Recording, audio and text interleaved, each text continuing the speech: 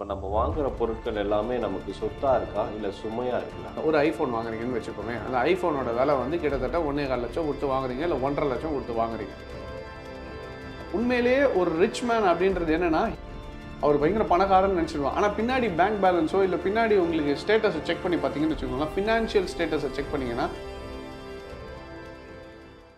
இன்னைக்கு voice of ட்ரேடரில் நம்ம எதை பற்றி பார்க்க போகிறோம்னு பார்த்தீங்கன்னா, இப்போ நம்ம அன்றாட வாழ்க்கையில் நம்ம நிறைய பொருட்களை வாங்கிட்டே இருக்கோம். ஒரு மொபைல் ஃபோனாக இருக்கட்டும், ஒரு காராக இருக்கட்டும், இல்லை ஒரு பைக்காக இருக்கட்டும், இந்த மாதிரியான நிறைய பொருட்களை நம்ம வாங்குகிறோம். நம்ம வாங்குகிற பொருட்கள் எல்லாமே நமக்கு சொத்தாக இருக்குதா இல்லை சுமையாக இருக்குதான்றதை பற்றி தான் டிஸ்கஸ் பண்ணுறதுக்கு ட்ரேட் அச்சீவர்ஸினுடைய ஃபவுண்டர் கிஷோர் அவர்களிடத்துல கேட்டு நம்ம தெரிஞ்சுக்க போகிறோம்.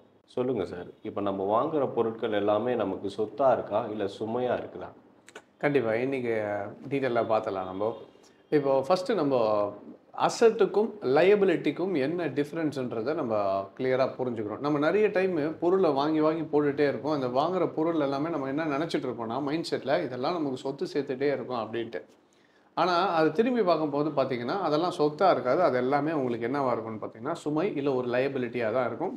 ஏன் அப்படி சொல்கிறீங்க அப்படின்னு பார்த்தீங்கன்னா, இப்போ ஃபார் எக்ஸாம்பிள் லெட்ஸே நீங்கள் ஒரு மொபைல் ஃபோன் வாங்குறீங்க, ஒரு ஐஃபோன் வாங்குறீங்கன்னு வச்சுக்கோமே, அந்த ஐஃபோனோட விலை வந்து கிட்டத்தட்ட 1,4 லட்சம் கொடுத்து வாங்குறீங்க, இல்லை 1,50,000 லட்சம் கொடுத்து வாங்குறீங்க. ஃபோன் மார்க்கெட்டுன்னு எடுத்துக்கிட்டிங்கன்னா எவ்வளோ ஆண்ட்ராய்ட் ஃபோன்ஸ் இருக்குது, ஐஃபோன்ஸ் இருக்குது. இப்போது நீங்கள் வந்து ஒரு என்ன சொல்லுவீங்க, இல்லை எனக்கு இந்த ஃபோன் ரொம்ப பிடிக்கும், அதனால் நான் வாங்கினேன், இது எனக்கு சொத்து மாதிரி தானே அப்படின்னா, இது சொத்தான்றதை நம்ம அனலைஸ் பண்ணி பார்ப்போம். இப்போ ஃபார் எக்ஸாம்பிள் 1,4 லட்சத்துலேருந்து 1,50,000 லட்ச ரூபா கொடுத்து அந்த ஃபோனை வாங்குறீங்க. வாங்கி முடிச்சுட்டு ஒரு 2 வருஷத்துலேருந்து 3 வருஷம் ஆகட்டுமே, 3 வருஷம் கழிச்சு அதை விற்கலான்னு பார்த்தீங்கன்னா 1,4 லட்சம் இல்லை 1,50,000 லட்சத்துக்கு திருப்பி எடுப்பாங்க கிடையாது. ஏன்னா அதுக்குள்ளேயே உங்களுக்கு என்ன ஆகிடும், 3 வருஷம் அவங்களும் ரிலீஸ் பண்ணுறாங்க. உங்களுக்கு ஆட்டோமேட்டிக்காக என்ன ஆகிடும், இதோட வேல்யூ கம்மியாயிட்டு கடைசியில் என்ன சொல்லுவாங்க, 20,000 ரூபாய்க்கு எடுக்கிறானோ. அப்போ கிட்டத்தட்ட 1 லட்ச ரூபா உங்களுக்கு என்ன ஆகிடும், நஷ்டமாயிடும். இதனால் உங்களுக்கு ஏதாவது ஒரு இன்கம் சோர்ஸ் வந்துதா, அந்த ஐஃபோன் நீங்கள் வாங்கிட்டீங்க ஓகே, அதனால் எனக்கு ஒரு இன்கம் சோர்ஸ் வந்துச்சு, இந்த 3 வருஷத்தில் ஏதாவது இன்கம், அந்த மாதிரி எதுவும் கிடையாது. அப்போது இன்கமும் இல்லாமல் வாங்கி வச்ச பொருள் திருப்பி போகும்போது கிட்டத்தட்ட 80% டிப்ரிஷியேட் ஆகி தான் விற்கிறோன்னா, அப்போ அது பேர் அசட்டுன்னு சொல்லுவோமா, லைபிலிட்டின்னு சொல்லுவோமா? அப்போ கண்டிப்பாக லைபிலிட்டின்னு தான் சொல்லுவோம். ஸோ இதனால தான் வந்து இதை வந்து நம்ம சொத்துன்னு சொல்கிறது இல்லை, இதை வந்து சுமைன்னு தான் சொல்ல முடியும். எந்த ஒரு பொருளும் ஒரு என்ன சொல்கிறது, நீங்கள் வாங்கி வைக்கிற பொருள் லாபம் ஈட்டி தரலை, ஆனால் திரும்பி விற்கும் போது அது டிப்ரிஷியேட் ஆகி தான் போகுதுன்னும் போது அதெல்லாமே நமக்கு வந்து சுமையாயிடும். இப்போ ஃபார் எக்ஸாம்பிள் இப்போ ஒருத்தர் கேட்கலாம், அப்போது ஃபோனே வாங்கக்கூடாதான்ட்டு. ஃபோன் வாங்கக்கூடாதுன்னு சொல்ல, நீங்கள் ஃபோன் வாங்குங்க, பைக் வாங்குங்க, கார் வாங்குங்க, எதை வேணால் வாங்குங்க. ஆனால் பிரச்சனை என்னென்னா, என்ன யூசேஜுன்றதை பார்த்துட்டு வாங்குங்க. ஆடம்பரத்துக்கும் அத்தியாவசியத்துக்கும் நிறைய டிஃப்ரென்ஸ் இருக்குது. இப்போ நீங்கள் ஆடம்பரம்னு பார்த்தீங்கன்னு வச்சுக்கோங்களேன், இப்போ நான் 1,50,000 லட்ச ரூபா ஃபோன் வாங்கிட்டு சும்மா ஒரு ஃபோட்டோ எடுக்கிறதுக்கு நான் வாங்குறேன் அப்படின்றது தான் இது ஆடம்பரமாக இருக்கும். இல்லை நான் எனக்கு எதுவுமே இல்லை, சும்மா கேம் ஆடுவேன், இல்லை மிஞ்சி போனால் என்ன 4 கால் பேசுவேன், இதுக்கு தான், ஆனால் எனக்கு 1,50,000 லட்சம் தான் வேணும் அப்படின்னா அது ஆடம்பரத்தில் முடிஞ்சிடும். இல்லை அதே ஃபோனில் வச்சு நான் ப்ரொடக்டிவாக யூஸ் பண்ண போகிறேன், நான் இப்போ ஒரு இது எடுத்துக்கோங்க, நான் ஒரு யூடியூபர் ஆகிறேன், இல்லை ஒரு யூடியூப்பில் வீடியோ போட போகிறேன், அந்த ஃபோனை வச்சு நான் பண்ண போகிறேன், என்னால் கேமரா வாங்குறதுக்கு எனக்கு காசு இல்லை, நான் ஃபோன்லேயே வந்து ஷார்ட்ஸ் எடுத்து நான் போட்டு எனக்கு இப்போ ஒரு ஃபாலோவர்ஸ் வராங்கன்னும் போது you are making it as a productivity. அப்போ அது வந்து உங்களுக்கு என்ன ஆகிடும்னா சொத்தாக மாறிடும். அப்போது எந்த ஒரு பொருளையும் நீங்கள் பயன்பாட்டை பொறுத்து தான் நம்ம அதை அசட்டாக லைபிலிட்டியாக நம்ம டிசைட் பண்ண முடியும். அப்போ நீங்கள் வெறும் கால் பேசுறதுக்காக ஒரு 1,50,000 லட்ச ரூபா ஃபோன் வாங்கினீங்கன்னா ஆட்டோமேட்டிக்காக அது சுமையில் போய் முடிஞ்சிடும். இல்லை நான் ஒரு 30,000க்கு 20,000க்கு 25,000க்கு ஃபோன் வாங்கிட்டு அதில் நான் கால் பேசிக்கிறேன், பேலன்ஸ் இருக்க அமௌண்ட்டை நான் இன்வெஸ்ட் பண்ணி வச்சுருந்தேன்னா என்னால் என்ன பண்ணிருக்க முடியும், லாபமும் பார்த்துருக்க முடியும், ஃபோனும் இருந்திருக்கும். இப்போ இதில் எங்கே நமக்கு இடிக்குதுன்னு பார்த்தீங்கன்னா, மோஸ்ட் ஆஃப் த டைம் நம்ம வந்து இந்த சோஷியல் ஸ்டேட்டஸில் தான் வந்து நம்ம மிக்ஸ் ஆகிக்கிறோம். இப்போ சோஷியல் ஸ்டேட்டஸ்ன்னு வரும்போது நான் வந்து இவ்வளோ லட்சத்துக்கோ இல்லை இந்த மாதிரி ஒரு ஹேண்ட்பேக்கோ இல்லை இந்த மாதிரி ஒரு பர்ஸோ இந்த மாதிரி ஒரு ஷூவோ போட்டிருந்தா தான் என்னை வந்து சொசைட்டியில் இந்த மாதிரி என்னை ஒரு லெவலில் வச்சுருப்பாங்க அப்படின்ற மாதிரி ஒரு மைண்ட் செட்டை பிராண்ட்ஸ் க்ரியேட் பண்ணுறாங்க. அதை நம்ம ஒத்துக்கிறோம், இதுதான் ரியாலிட்டி. இப்போ பார்த்தீங்கன்னா ரீசெண்ட் டைமில் ஒரு இன்டர்வியூவில் கூட பார்த்துருந்தேன் நான், இந்த மாதிரி ஒரு ஹேண்ட்பேக்கோட விலை 2 லட்ச ரூபா அப்படின்னா, அடேங்கப்பா 2 லட்சத்துக்கு ஹேண்ட்பேக் வாங்குறாங்களா? அப்போ என்ன விஷயம்னா, இப்போ 2 லட்சத்துக்கு நீங்கள் ஹேண்ட்பேக் வாங்குறீங்கன்றது என்னன்னா, இப்போ இதில் இன்னொரு சைடில் நீங்கள் நல்ல லாஜிக்காக யோசிச்சு பாருங்கள். 2 லட்ச ரூபா ஹேண்ட்பேக் வாங்குறீங்க, வாங்கிட்ட பிறகு நீங்கள் இருக்கிற சொசைட்டியில் முதல்ல அது ஒர்த்துன்னு தெரியுமானே தெரியாது. இப்போ எத்தனை பேருக்கு நீங்கள் எடுத்துகிட்டு போய் ஒரு டி நகருக்குள்ளே போகிறீங்க, அந்த ஹேண்ட்பேக் எடுத்துகிட்டு போனீங்கன்னா என்ன நினைப்பாங்க, ஒரு ஓகே ஒரு 1000 ரூபா 2000 ஹேண்ட்பேக். என்னன்னா நம்ம மக்கள் இருக்கிற இடத்த நம்ம முதல்ல புரிஞ்சுக்கணும். இப்போ நீங்கள் எப்போவுமேவா ஏதாவது ஒரு பெரிய ஷோவுக்கு போக போகிறீங்க, இல்லை ஏதாவது ஒரு இடத்துல பயங்கர சோஷியல் ஸ்டேட்டஸ் இன்னும் நம்ம ரியாலிட்டியை புரிஞ்சுக்கணும். முக்காவாசி பேர் நீங்கள் பார்த்தீங்கன்னு வச்சுக்கோங்களேன், இப்போ ஒரு பெரிய மைக்ரோசாஃப்டோட ஓனர் எடுத்துக்கோங்க, பில்கேட்ஸாக இருக்கட்டும், வாரன் பஃபெட்டாக இருக்கட்டும், இல்லை மார்க் ஜகன்பர்காக இருக்கட்டும், இவங்கெல்லாம் உண்மையிலேயே பில்லியனர்ஸ். இவங்கெல்லாம் ஏன் போயிட்டு இந்த லக்ஸரி பிராண்டோ இந்த ஒரு பெரிய பெரிய விஷயங்களே வாங்குறது இல்லை? ஏன்னா அவங்க இதை வச்சு தான் அவங்க வந்து நான் பணக்காரன் காட்டணும்னு அவசியம் கிடையாது. ஏன்னா அவன் உண்மையிலேயே பணக்காரன். இந்த மோஸ்ட் ஆஃப் த லக்ஸரின்றது எங்கே டார்கெட் பண்ணுறாங்கன்னா மிடில் கிளாஸை தான் டார்கெட் பண்ணுவாங்க. Who wants to show I am better people. என்னன்னா நான் வந்து இன்னும் கொஞ்சம் அதிகம், நான் வந்து உண்மையிலேயே சோஷியலில் நான் வந்து பயங்கரமான ஸ்டேட்டஸில் தான் இருக்கேன்னு காமிக்கணும்னு யார் ஆசைப்படுறாங்களோ அவங்க தான் இந்த நிறுவனத்தோட டார்கெட்ஸ். அதை மக்களும் அந்த மார்க்கெட்டிங் அவங்க பண்ணும்போது ஆட்டோமேட்டிக்காக நம்ம என்ன பண்ணிக்கிறோம், ஆமாம் இதெல்லாம் இருந்தால் தான் நான் வந்து உண்மையிலேயே பணக்காரன். ஸோ அதனால தான் ஒரு கோட் இருக்கு, பணக்காரனா காமிக்கிறது வேற, பணக்காரனா இருக்கிறது வேற. உண்மையத்துக்கு ரெண்டுத்துக்கும் டிஃப்ரென்ஸ் இருக்கு உங்களுக்கு. அப்போ நீங்கள் முதல்ல உண்மையிலேயே ஒரு ரிச் மேன் அப்படின்றது என்னன்னா he has assets. Trying to be rich என்ன இருக்குன்னு பார்த்தீங்கன்னா லைபிலிட்டிஸ் இருக்கும். இப்போ நிறைய வச்சுருப்பாரு, இது கையில் காதில் இதில் ஷூ இது எல்லாமே போட்டிருப்பாரு. இதெல்லாம் பார்த்தீங்கன்னா என்ன இருக்குன்னா அவர் பயங்கர பணக்காரன்னு நினச்சிடுவான். ஆனால் பின்னாடி பேங்க் பேலன்ஸோ இல்லை பின்னாடி உங்களுக்கு ஸ்டேட்டஸை செக் பண்ணி பார்த்தீங்கன்னு வச்சுக்கோங்களேன், ஃபினான்ஷியல் ஸ்டேட்டஸை செக் பண்ணிங்கன்னா ஒன்றுமே இருக்காது, ஆடம்பரம் மட்டும்தான் இருக்கும். ஆனால் உண்மையான ஒரு ப்ராப்பர் ரிச் மேன் என்ன பண்ணியிருப்பாருன்னு பார்த்தீங்கன்னா he will be having backup, எல்லாமே ப்ராப்பர் அசட்டாக இருக்கும், எப்போ வேணாலும் ஃபண்ட் சோர்ஸ் லிக்விடேட் பண்ண முடியும். இதுதான் ரெண்டுத்துக்கும் உள்ள டிஃப்ரென்ஸ். இப்போது இது எதுக்கு சொல்ல வரேன்னா, இது வந்து ஒரு மார்க்கெட்டிங்கில் போய் கிமிக்கில் போய் மக்கள் போய் மாட்டிக்கிறாங்க, அந்த ட்ராப்பில் மாட்டக்கூடாது. இப்போ உங்களுக்கு நான் உண்மையிலேயே அசட்னா என்னன்றதை நம்ம புரிஞ்சுக்கலாம். இப்போ நான் உங்களுக்கு ஒரு சின்ன இது கூட காட்டுறேன். நான் இப்போ இது பார்த்தீங்கன்னா நமக்கு அசட் வர்சஸ் லைபிலிட்டியில் ஒரு சின்ன சின்ன விஷயங்கள் எடுத்து வச்சுருக்கேன். இப்போ இது என்னன்னு பார்த்தீங்கன்னா அசட் அப்படின்றது என்னன்னு பார்த்தீங்கன்னா ஐட்டம் ஆஃப் வேல்யூ. இப்போ ஒரு விஷயம் எடுக்கிறீங்க, அந்த வாங்குற பொருள் வந்து ஒரு வேல்யூபிளாக இருக்கும். நாளைக்கு ஃப்யூச்சரில் எந்த ஒரு பொருளும் லாபம் ஈட்டி கொடுக்கக்கூடியதோ இல்லை அந்த பொருளோட விலை ஏறும் அப்படின்ற பட்சத்தில் we can assume it as an asset.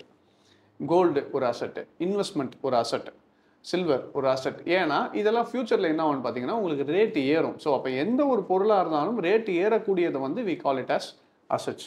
அதுக்கப்புறம் ஒரு பிஸ்னஸ் ஓன் பண்ணிட்டுருக்கீங்க, அந்த பிஸ்னஸ்னால உங்களுக்கு லாபம் ஈட்டி கொடுத்துட்ருக்குன்னா அதுவும் ஒரு விதத்தில் அசட்டு தான். இப்போ ஒரு லாஸ் மேக்கிங் பிஸ்னஸ்ன்னும் போது லைபிலிட்டியில் முடிஞ்சிடும். ஏன்னா அது உங்ககிட்டேருந்து எடுத்து கொடுக்குற மாதிரி ஆகிடும். அதுவே நீங்கள் ஒரு பிஸ்னஸ் பண்ணுறீங்க, அதுலேருந்து உங்களுக்கு லாபம் ஈட்டி கொடுத்துட்டே வருது அப்படின்னும் போது தட் பிகம்ஸ் அ அசட். அதே மாதிரி எந்த ஒரு விஷயமும் ரெவென்யூ ஜென்ரேட் பண்ண முடியும். இப்போ நான் ஒரு ஃபோனுக்கு எக்ஸாம்பிள் சொன்னேன் பார்த்தீங்களா, இப்போ ஃபோன் வச்சுருக்கீங்க, நீங்கள் ஒரு கண்டென்ட் கிரியேட்டர் ஆகுறீங்க, அந்த கண்டென்ட் அதை யூஸ் பண்ணி சோஷியல் மீடியாவில் போடுறீங்க, அது மூலிமா உங்களுக்கு ஒரு லாபம் வருது, ஒரு ரீச் கிடைக்குது, டிஸ்ட்ரிபியூஷன் கிடைக்குதுன்ற பட்சத்தில் that can be added as a revenue growth. இப்போ நீங்கள் அப்போ நான் என்ன சார் பைக் சொன்னீங்களே, கார் சொன்னீங்களா, அப்போ அது எப்படி அப்படின்னு பார்த்தீங்கன்னா பைக் வாங்கக்கூடாதுன்னு சொல்ல, நான் திருப்பி அதே எக்ஸாம்பிள் தான் சொல்கிறேன். இப்போ எனக்கு வந்து 2.5 லட்சம் 3 லட்சம் கொடுத்து பைக் வாங்கினா தான் எனக்கு இதுவே சரி. இப்போ காசு இருக்குன்னா வாங்குங்க, தப்பு கிடையாது. இப்போ என்ன பண்ணுறாங்கன்னா நிறைய பேர் காசே இல்லாமல் இஎம்ஐ கொடுக்குறாங்கன்ற ஒரே காரணத்துக்காக போயிட்டு 2 லட்சம் 3 லட்சம் 5 லட்சம்னாலும் பரவாயில்ல வாங்குறேன். என்னன்னா அது உங்களுக்கு சுமையில் தான் முடியும். இப்போ உங்ககிட்ட கேஷ் இருக்குது, நான் அதை எப்பவுமே சொல்லுவேன், ஒரு வெஹிக்கிளுக்கு நீங்கள் எவ்வளோ ஸ்பெண்ட் பண்ணலான்னு பார்த்தீங்கன்னா 10% ஆஃப் யுவர் இன்கம் இதை தான் டவுன் பேமெண்ட்டாக கட்டணும். அது இப்போ ஃபார் எக்ஸாம்பிள் ஒரு 2 லட்ச ரூபா 2.5 லட்ச ரூபானா கூட டவுன் பேமெண்ட்டுக்கு வந்து ஒரு லட்சம் உங்களோட இன்கம் அந்த அளவுக்கு அதில் 10% டவுன் பேமெண்ட் கட்டினா போதும் அப்படின்ற ஸ்டேஜில் நீங்கள் இருக்கிறீங்க. ப்ளஸ் இஎம்ஐ வந்து not more than 5% of your total salary இதுக்குள்ளே இருக்குன்னா நீங்கள் எடுத்துக்கலாம், பிரச்சனையே கிடையாது. அப்போ அது லைபிலிட்டிலையும் வராது. ஏன்னா யூஆர் ஜஸ்ட் அவாய்டிங் ஒரு 5% உங்களோட டோட்டல் கேபிட்டலில் உங்களுக்கு பிடிச்ச விஷயங்கள் வாங்குறதுக்கு எடுத்துக்கிங்க. இப்போ நீங்கள் 50% இஎம்ஐ தான் கட்ட போகிறீங்க. 50 நான் என்னோட சேலரியை 2 மாதம் 3 மாதம் 4 மாதம் சேலரி எடுத்து நான் டவுன் பேமெண்ட்டாக கட்டணும்னா அது லைபிலிட்டியில் போய் முடிஞ்சிடும். தேவையில்லாமல் உங்களோட சுமையை நீங்கள் ஏற்றுக்கிறீங்க. இன்னொரு விஷயம், பைக்குன்றது நம்ம எதுக்கு ட்ராவலுக்காக தான். இப்போ நம்ம என்ன பண்ணுவோம், 2 லட்சம் 5 லட்சம் பைக்கு கொடுத்து வாங்கினா தான் 4 பேர் நம்மளை பார்ப்பாங்கன்றதுக்காக வாங்கிட்டு தேவையில்லாமல் சுமையை போய் போட்டிருப்பீங்க. இல்லை நார்மல் பைக் வாங்கிட்டு நல்ல மைலேஜ் கொடுக்குற பைக்காக வாங்கிட்டு அதை யூஸ் பண்ணிட்டு இருந்தோன்னா ஆட்டோமேட்டிக்காக உங்களுக்கு என்ன ஆகும், ஆஃபீஸ் போயிட்டு வரதுக்கான எக்ஸ்பென்ஸையும் கவர் பண்ணிக்கிறீங்க, பெட்ரோலும் கம்மியாக கிடைக்கும், அது வந்து உங்களுக்கு அசட்டாக மாறிடும். இல்லை ஒரு கார் வாங்க போகிறீங்கன்னா அந்த கார் எதுக்கு வாங்குறோன்றதையும் பாருங்கள். சரி, ஃபேமிலிக்காக நம்ம வாங்க வேண்டியது கண்டிப்பாக ஒரு இது. ஆனால் பிஸ்னஸில் வாங்கும்போது உங்களுக்கு பெனிஃபிட்ஸ் மேபி இது நிறைய பேருக்கு தெரியாமல் இருக்கலாம். இப்போ நீங்கள் ஒரு கம்பெனி ஓன் பண்ணிட்டுருக்கீங்க, ஆல்ரெடி ஒரு ப்ரைவேட் லிமிடெட் கம்பெனியோ இல்லை ஒரு கம்பெனி வச்சுருக்கீங்கன்னு வச்சுக்கோங்களேன். நீங்கள் உங்களோட இண்டிவிஜுவல் நேமில் கார் வாங்குறதுக்கு பதில் கம்பெனி நேமில் வாங்கினீங்கன்னா ஆட்டோமேட்டிக்காக உங்களுக்கு டேக்ஸ் எக்ஸம்ஷன்ஸ் யூஸ் பண்ணிக்கலாம். எப்படின்னா டிப்ரிசியேஷன் வரும். ஒரு வருஷமோ நீங்கள் உங்களோட காரில் வந்து டிப்ரிசியேஷன் எடுத்துகிட்டே வரலாம். அப்போ அந்த டிப்ரிசியேஷனை நீங்கள் கவர் பண்ணிக்கலாம். ஸோ இந்த மாதிரி யூஸ் பண்ணும்போது அதே லைபிலிட்டி வந்து உங்களுக்கு என்ன ஆகிடுது, அசட்டாக மாறிடுது. ஸோ இதுதான் அசட்டுக்கான முக்கியமான விஷயம்.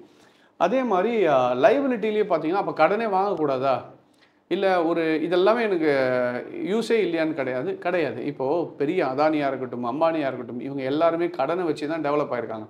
இப்போ அம்பானியோட இதில் பார்த்தீங்கன்னா டெப்ட் மட்டுமே 30,000 கோடின்னு காட்டுது, 35,000 கோடி காட்டுது. என்னன்னா எந்த ஒரு நீங்கள் லோன் எடுக்கிறீங்கனாலும் அந்த ஒரு விஷயம் லாபம் ஈட்டி கொடுக்கக்கூடிய ஒரு பிஸ்னஸில் போடுறீங்கன்னா தப்பே கிடையாது. ஸோ அப்போ அந்த லைபிலிட்டியும் நம்ம அசட்டாக மாற்ற முடியும். சரி, அதனால தான் சொல்லுவாங்க loan is a double edge sword. 2 சைடுமே வெட்டும். நீங்கள் கரெக்டாக யூஸ் பண்ணிங்கனாலும் ஓகே, தப்பாக யூஸ் பண்ணால் உங்களே வெட்டிடும். ஸோ கரெக்டாக யூஸ் பண்ண தெரிஞ்சவங்க வாங்குறதுல எந்த ஒரு தப்பும் கிடையாது. பிஸ்னஸுக்காக வாங்கினீங்கன்னா தப்பு இல்லை. ஐஃபோனு 1,50,000 ரூபா கொடுத்து இஎம்ஐயில் வாங்கி கண்டென்ட்டை க்ரியேட் பண்ணி அதில் மூலியமாக ரெவன்யூ ஜென்ரேட் பண்ணுறன்றது அசட்டு. அதே கடனில் வாங்கி ஐஃபோனை யூஸ் பண்ணுற சும்மா 4 கால் தான் பேசுன்றது லைபிலிட்டி. இதுதான் ரெண்டுத்துக்கும் உள்ள டிஃப்ரென்ஸ். அதே மாதிரி நீங்கள் கடனை யூஸ் பண்ணி ஒரு நல்ல பர்ச்சேஸ் பண்ணுறீங்க, இப்போ ஒரு அசட்டை பர்ச்சேஸ் பண்ணுறீங்கனாலும் தப்பு கிடையாது. அந்த மாதிரியும் யூஸ் பண்ணிக்கலாம். அதே மாதிரி நிறைய டைம் லைபிலிட்டியில் பார்த்தீங்கன்னா உங்களுக்கு ஷார்ட் டேர்ம் பிஸ்னஸுக்கு வந்து ரொட்டேஷனுக்கு யூஸ் பண்ணுறதுக்காக லோன்ஸ் வாங்குவாங்க. ஸோ அந்த மாதிரி லோன்ஸ் வாங்கி பிஸ்னஸை ரொட்டேட் பண்ணி என்னால் அதுலேருந்து ப்ரொடெக்ஷனை கொண்டு வர முடியும்னாலும் நீங்கள் தாராளமாக வந்து லோன்ஸை யூஸ் பண்ணி நீங்கள் கொண்டு போகலாம். ஸோ இதெல்லாமே வந்து அசட் வர்சஸ் லைபிலிட்டி. அப்போ நீங்கள் எந்த ஒரு விஷயம் பண்ணுறதா இருந்தாலும் நீங்கள் என்ன பண்ணுங்கள், ப்ராப்பராக லாபமும் ஈட்டி கொடுக்கக்கூடிய ஒரு விஷயமா இருந்துச்சுன்னா அது எல்லாமே அசட் கேட்டகரியில் தான் வரும். ஸோ அடுத்த வாட்டி நீங்கள் இன்கேஸ் வீட்டில் வந்துட்டு பையன் வந்து எனக்கு இந்த ஃபோனு தான் வேணும், இல்லை இந்த கார் தான் வேணும், இந்த பைக் தான் வேணும்னா இந்த வீடியோ போட்டு காமிச்சு புரிய வைங்க. என்னென்னா நிறைய டைம் நம்ம பிரச்சனை என்னன்னு பார்த்தீங்கன்னா அவங்களுக்கு புரிய வைக்கிறதில்ல. பசங்களுக்கு வந்து நம்ம என்ன சொல்லிவிடுவோம்னா உடனே ஃபோனு கேட்டால் எதுக்கு உனக்கு ஃபோனு, எதுக்கு உனக்கு பைக்கு, எதுக்கு உனக்கு காரு, அவன் ரொம்ப அடம் பிடிச்சி கடைசியில் போய் என்ன பண்ணுவாங்க, இது பண்ணி அந்த பைக்கு தான் வாங்கி கொடுப்போம். நீங்கள் என்ன பண்ணுங்கள், இந்த வீடியோவை காட்டிட்டு என்ன சொல்லுங்கன்னா, நீ இதை வாங்குறதுக்கு பதில் இதை இன்வெஸ்ட்மெண்ட் பண்ணிக்கோ, இதில் நார்மலாக வச்சுக்கோ, நீ நாளைக்கு ஃபியூச்சரில் உங்களுக்கு இதுவே வந்து ரிட்டர்ன்ஸாக கொடுக்கும், அப்போ கொஞ்சம் அசட்டில் வச்சுக்கோ, லைபிலிட்டியை கம்மி பண்ணிவிட்டு அசட்டை ஜாஸ்தி பண்ணிக்கோ. இப்போ நான் உனக்கு வந்து 1,50,000 லட்சம் கொடுத்து பைக் வாங்கி கொடுக்கலாம்னு முடிவு பண்ணுறேன். ஆனால் உனக்கிட்ட சாய்ஸ் தரேன். நான் இந்த 1,50,000 லட்சம் நான் பைக்காக வாங்கி கொடுக்கட்டா, இல்லை ஒரு நல்ல பைக்கு ஒரு 80,000 ஒரு பைக் வாங்கிட்டு, இல்லை 1,00,000 ரூபாவில் வாங்கிட்டு பேலன்ஸ் 1,00,000 நான் உனக்கு இன்வெஸ்ட் பண்ணி தரட்டா, நீ எது வேணும், நாளைக்கு ஃபியூச்சரில் இதெல்லாம் கிடைக்கும் உனக்கு. இந்த 1,00,000 வந்து நாளைக்கு நீ 3 வருஷம் 4 வருஷம் கழிச்சு அந்த பைக்கை விற்றுனா பாதி ரேட்டு கூட போகாது. ஆனால் இதே 1,00,000 ரூபா உனக்கு நாளைக்கு இன்வெஸ்ட்மெண்ட் ஆச்சுன்னா அது டபுள் ஆகிறதுக்கும் வாய்ப்பு இருக்குது. அந்த டைமில் உனக்கு பிடிச்ச விஷயங்களை நீ பண்ண முடியும், பிஸ்னஸ் பண்ணலாம். இது எப்போவுமே எக்ஸ்பிளைன் பண்ணுறது ரொம்பவே முக்கியமான ஒரு விஷயம். அடுத்த ஜென்ரேஷனுக்கு முடிஞ்ச வரைக்கும் எக்ஸ்பிளைன் பண்ண ட்ரை பண்ணுங்கள். வேண்டான்னு சொல்கிறதுக்கு ரீசன் கொடுத்தாலே பாதி பிரச்சனை முடிஞ்சிடும். ஸோ இதுதான் அசட் வர்சஸ் லைபிலிட்டி. இப்போ நீங்கள் சொன்ன இந்த பதில்கள்னால நிறைய பேர்த்தினுடைய சுமைகள் குறைஞ்சு சொத்துக்கள் உயரும் நாங்கள் எதிர்பார்க்குறோம் சார். நீங்கள் கொடுத்த இந்த விளக்கத்திற்காக ரொம்ப தேங்க்ஸ். தேங்க்யூ.